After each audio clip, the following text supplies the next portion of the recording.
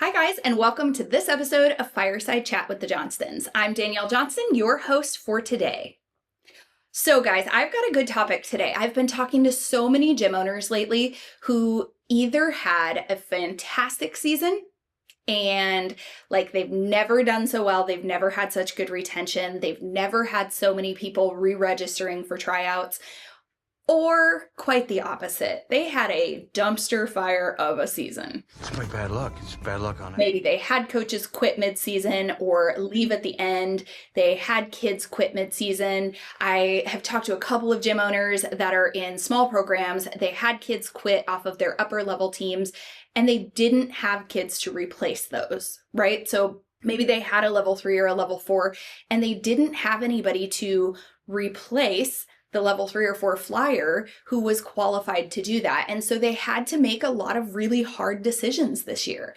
And for some of those, that was maybe shifting and going down a level, which really, you know how that goes. It can really upset the kids who are in the current program. And gosh, it can really upset the parents.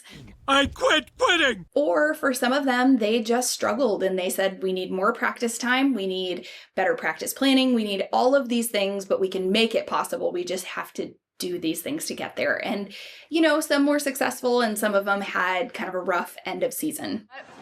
I don't want to do this anymore, you guys. Whether it's because you maybe lost some athletes or because you lost some coaches or because you had enormous amount of drama in your gym, sometimes those dumpster fires can even happen for good reasons. Maybe you switched buildings, like moved into a nicer, newer, bigger facility halfway through the season and just found that the systems just weren't in place and you didn't feel as organized as you had the season before. Whatever the reason, we have all been there. We have all had what I will call a dumpster fire of a season. And today we're going to talk about it.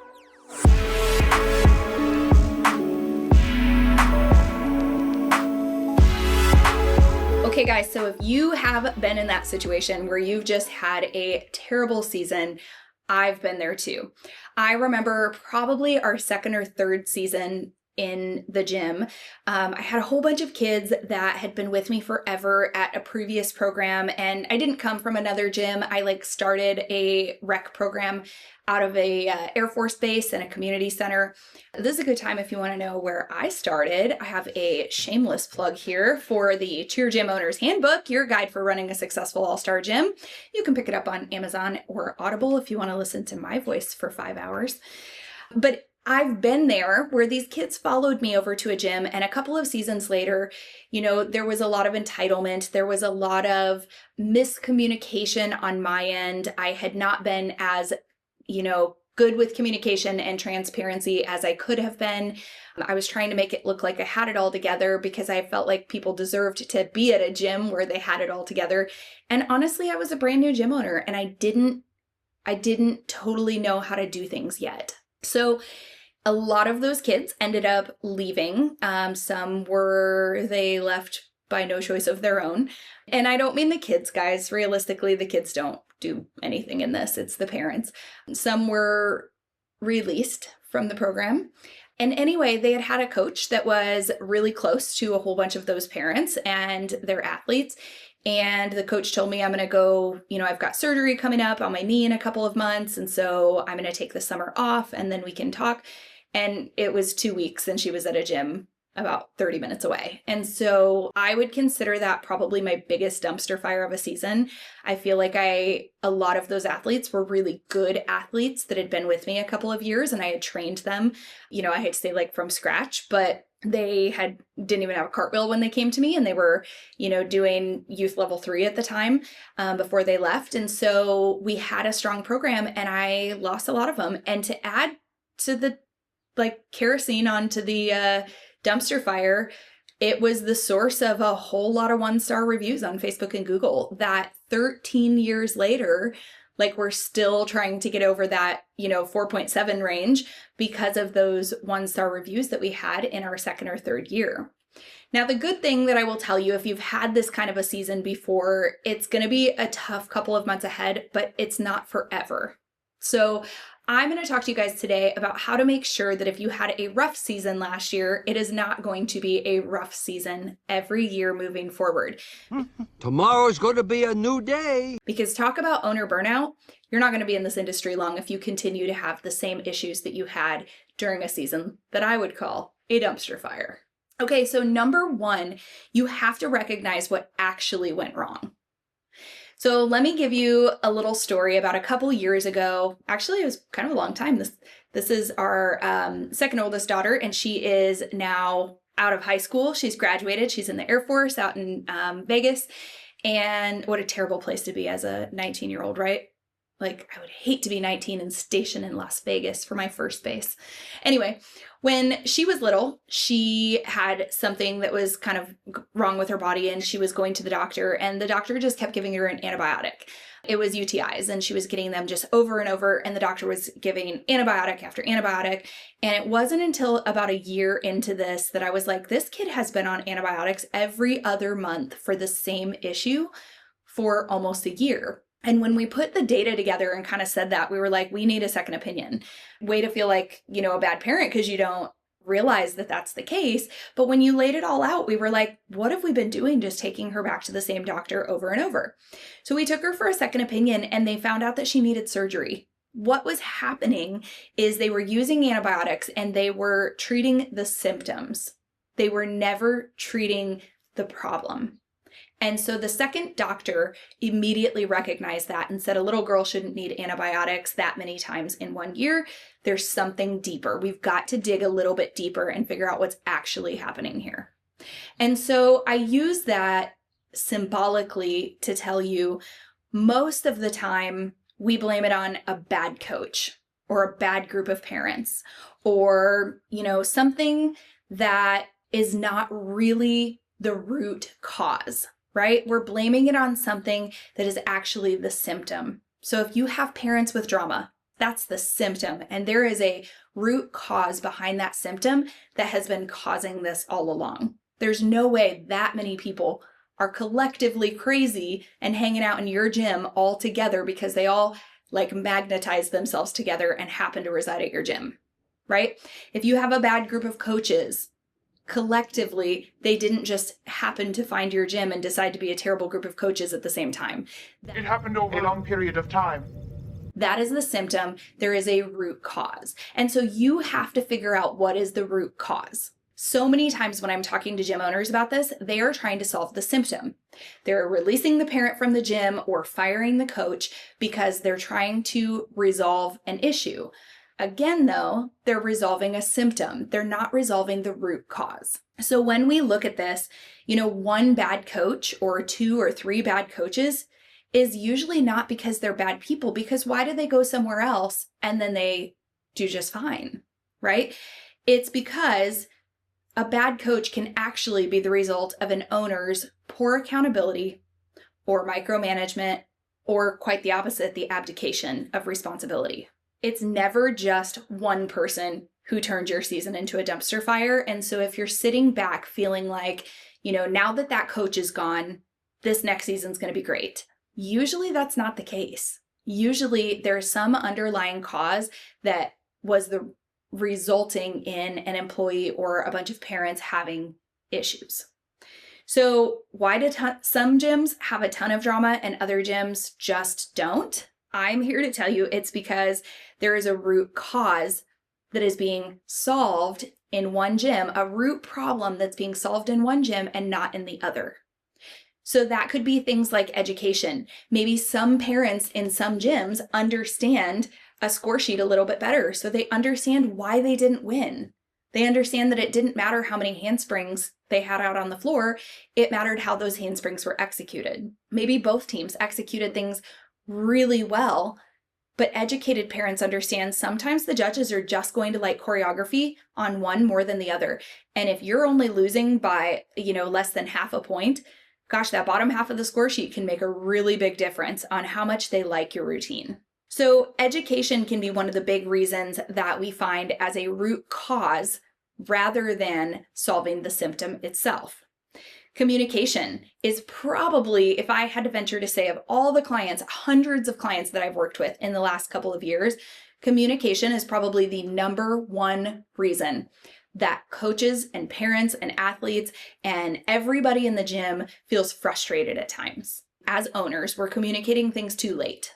We're communicating them in a way that is clear to us, but not clear to the person receiving the information. This is such a common problem that when I was in college, I had a core class. I came to the University of Central Missouri with an associate's degree.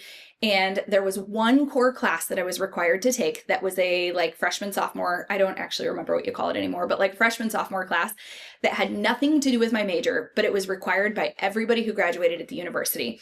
And I thought this must be a really important class to require it of everybody, regardless of your previous degrees and experience and whatnot. And it was an interpersonal communication class.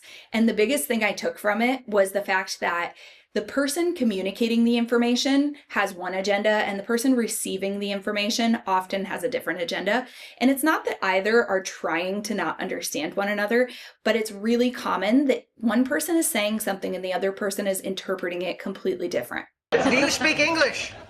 English! The way that somebody is saying it, the language and the verbiage they're using, the tone, the amount of, brevity or how elaborate they are is being conveyed one way, and another person is receiving it and receiving it a different way. And so when we tell parents, you're required to be at the gym at 10 o'clock on Saturday, there's still an element of that can be unclear to a parent. Is it this Saturday? Am I looking at this post correctly? Was it last Saturday?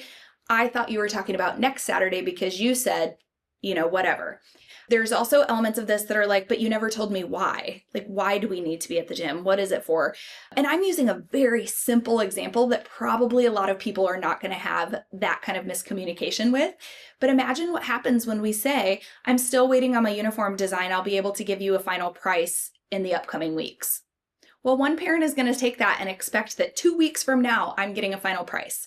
Another parent is going to say, oh, I better save my money because, that price could be really high and we could find out that it's this price right before it's due.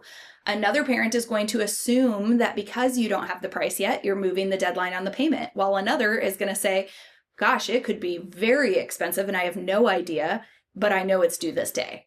So you're just going to get this variety of people in the way they're interpreting things, and so much of it relies on the way that you as the owner are communicating. If you ever listen to this podcast and you think, gosh, Danielle is long-winded, number one, you're totally right. That's why I can sit here and talk on camera to myself for 30 minutes, right?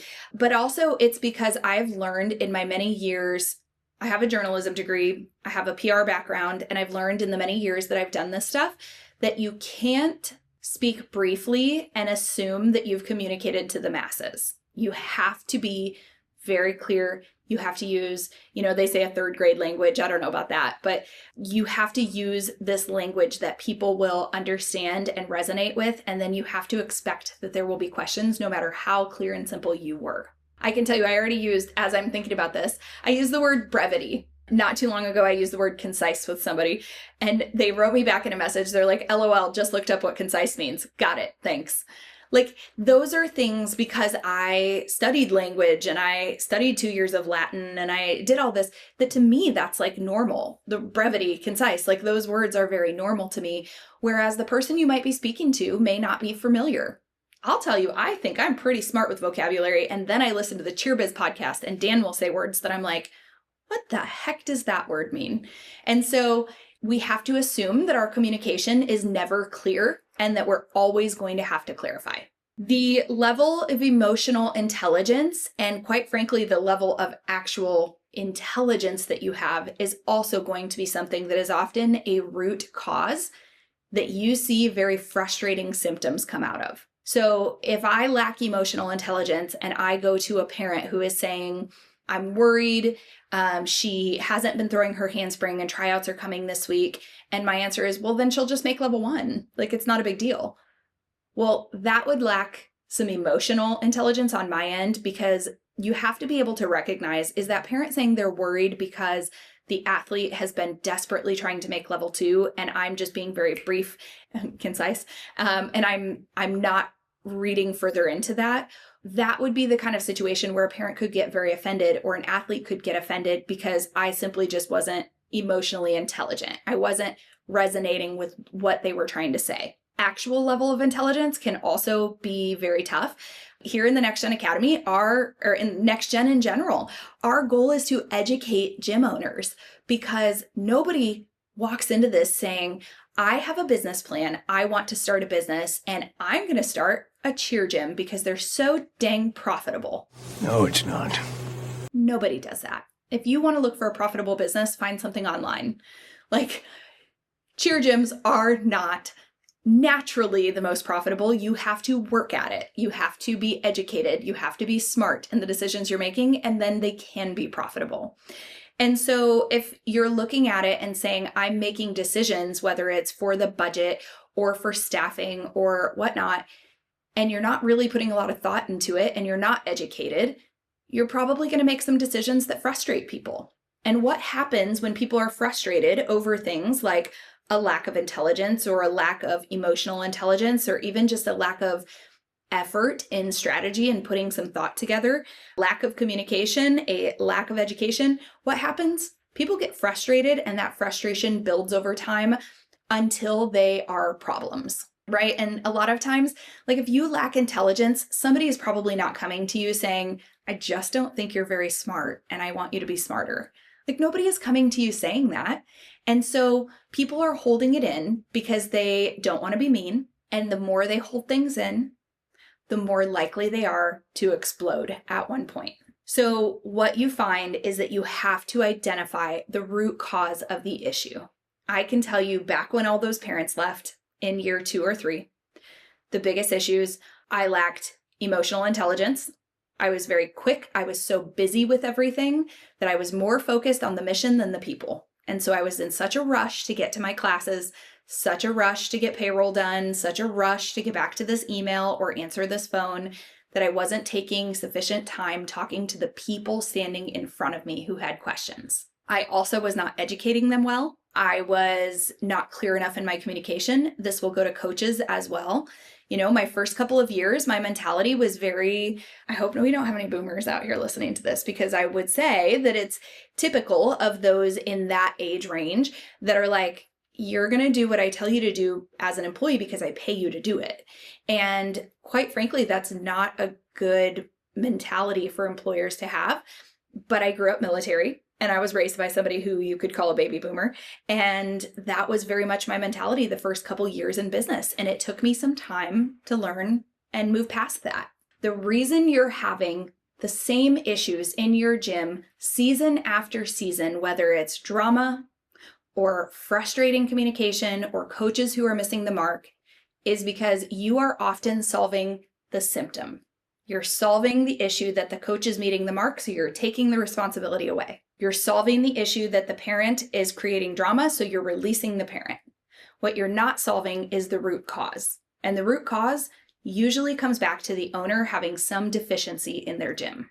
Number 2, you have to identify what lessons there are to keep and what patterns you need to destroy in order to ensure that you're not going to have number 2 dumpster fire of a season. It's easy to blame things on our emotions and say, she was emotional, they didn't win the competition, that mom was just really upset about whatever.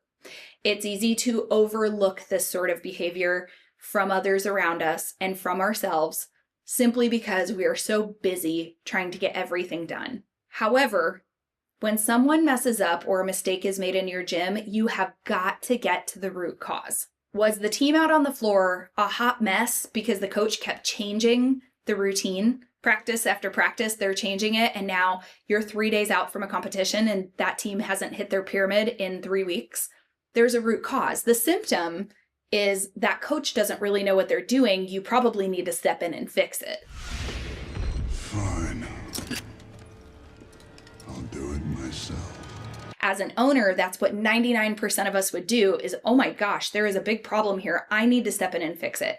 And maybe temporarily that is what you need to do, but that's not the long-term solution. The long-term solution is educating your coach. Did they lack the education? Did they lack the oversight? Did they lack the boundaries? Did they lack the accountability? Do you have boundaries in your gym that say, If you're going to change any element of a routine, it has to get okayed by the director. If you're going to change any element of the routine, you have to provide a timeline by which you expect it to get changed. If you're going to change any element of the routine, the individual athletes and the individual stunt groups need to be able to hit each skill individually in this sort of rhythm so that they can hit the beats per minute that match what it would hit in the pyramid. Guys, number one, like coaching skill that I learned over the years after getting myself in that same pickle of like, I'm going to make changes and now, oh my gosh, we're not ready for competition. Like, make sure your athletes can hit the skill on the right pace with each skill one after the other before you ever change a routine. Make it some sort of stunt training that you're working on, something fun for them, some sort of challenge. Hey, instead of a switch up to lib, this time we're going to do a switch up to heel stretch and you're going to immediately cradle from it or something, whatever you're going to do. Make it a game and gamify it for them and make sure that they know it before you ever put it in the routine. So what's often going to happen if you are solving the symptom and you're not solving the root cause of the problem is that you're going to solve the symptom and in the immediate, you're going to feel good about it. You're going to feel like, okay, this is solved. This probably isn't going to happen again. But what you're going to find is that the same problem resurfaces itself and it may not look exactly the same. So if you have a coach or a director who is incredibly overwhelmed, they've got way too much on their plate, they are dropping the ball in this and that, you may see the first symptom. Maybe the first symptom is that legalities weren't submitted and you guys are getting deductions at competitions for things that were performed illegally. So as an owner, I might go to that director and say, hey, these have got to get submitted every time from now on. That's just the symptom. I simply solved the symptom. I gave an antibiotic. I didn't figure out what the root cause of the problem was.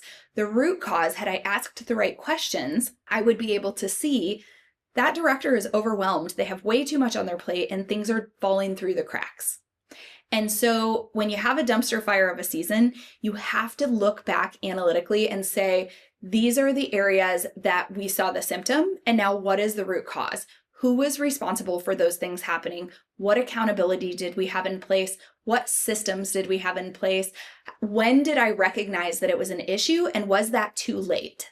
Because if you recognize that a team hasn't hit their pyramid in 3 weeks because the coaches are changing the routine over and over, but you recognize that 2 days before competition, it's too late. So at what point did you recognize it and how could that have been solved and why? The big question is, why did it happen in the first place? You have to be able to give yourself an honest evaluation. Look at your systems, look at your communication. Realistically, you guys, even in a season that you could call a dumpster fire of a season, you probably had some things go well. Maybe you lost some of your coaches and you lost athletes to another gym, but man, your tiny novice team was killing it. Most kids you've ever had. Maybe your retention really stinks this year because there was drama in your gym or there were issues with something, but your front desk is the best it ever has been. They were able to answer all of the questions. They were able to help people in a timely manner. You do have to look for the positives in this, and there absolutely will be positives. So the goal is look at what didn't work, get to the root solution of it, and find the solution. Look at what did work, be happy about it, praise those people, and do more of that. Okay? Because there were definitely things, even when you had a terrible season, that people did well, and you need to be recognized, and they need to be recognized for the things they did do well. Okay, so you find the solution to the symptom, and you solve it temporarily. You find the root cause of the problem, and you solve it so that moving forward, it doesn't surface itself in a variety of other ways. But now, how do you get people on board? Honestly, guys, this is one of those moments that I would talk to parents and just be very transparent, or I would talk to staff and be very transparent. So we did have this issue happen at one point in the season where I recognized that I had made some mistakes. We had a mini prep team that had a couple of kids quit back in September. They were not anything that I think we would have been able to prevent. A couple times you get kids who quit because parents are getting divorced and, you know, you're the liability, like the gym is the liability in that. And that's okay. It happens. Sometimes kids, especially on prep and novice, like they realize this sport is not for me and their parents are okay allowing them to be done with it for the season. That's okay too. The problem is the athletes, we had one athlete quit We readjusted everything. 2 weeks later, another athlete quit. Readjusted everything again. 1 week later, the next athlete quit. And so I should have recognized that early on and said, I probably need to give this coach a little bit better support. She was definitely one of the best coaches in the gym at adapting. The problem is the athletes themselves were not at a stage where they were good at adapting. They're mini prep team, and most of them were very new to the sport itself. Fast forward a couple of months to February, and I'm doing my coffee and conversation, and some of the feedback the parents provided was, hey, we thought based on these circumstances that we would probably get extra practices, that the coach would be calling us in for Saturday mornings so that we were prepared. Instead of that, you guys actually just moved our first competition to later in the season. We probably would have liked to see that happen the other way so that they could have maintained their season with the remainder of their teammates. Now, if I only wanted to solve the symptom, I could have said, you're absolutely right. We won't change competition schedules moving forward, or we'll do everything we can to not have to do that, right? I can put that in the back of my mind that is, maybe I need to give a better education to the parents on why we've chosen to do that or whatever. The thing is, solving the symptom doesn't solve the root cause of the issue. The root cause was that I recognized that these kids were quitting and I didn't provide the coach with the right kind of support. What she really could have used was me probably coming in and giving her some advice on, here's what I would do. Let me come in and help so that you can focus on one stunt group, your co-coach can focus on one, and I can focus on one. And let me do that for a few weeks until this team is back on track where they need to be so that they can compete as normal. But because I didn't do that, that coach had to really kind of navigate through it by herself. And so I can solve the symptom of, okay, we won't do that in the future by messing with your competition schedule, but it's just going to resurface itself in another way if I don't recognize the root cause and fix it in future seasons. If I were not to recognize that and something like this were to happen again, well, the difference is we just go out and we kind of look like a big hot mess out on the competition floor. And then Coffee and Conversation is going to roll around again in 2026, and they're going to say, well, we looked like a big hot mess the first competition and nobody else did, right? And so it's the same root problem. It just will resurface itself and look differently. So once you know what your plan is for the season, you have got to be honest with parents. It's okay to tell parents and staff, I fell short in that this season. I didn't in the moment recognize that that's what's happening, but I really studied the situation and what happened. And in hindsight, I can tell you I should have stepped in a little bit sooner and provided better support to that coach. Though she wouldn't have told you she needed it and didn't recognize it herself, I could have been there and I could have added extra help in the moment. It's okay to tell parents and coaches, hey, I did at the time what I thought was right, but in hindsight, I recognize I could have done that differently. And I think what that shows parents and coaches is that you are growing. We talk in Next Gen all the time about growth. Like that is one area that you as an owner can be growing. You can be getting better, getting more adaptable, getting smarter, becoming more emotionally intelligent in all of those areas.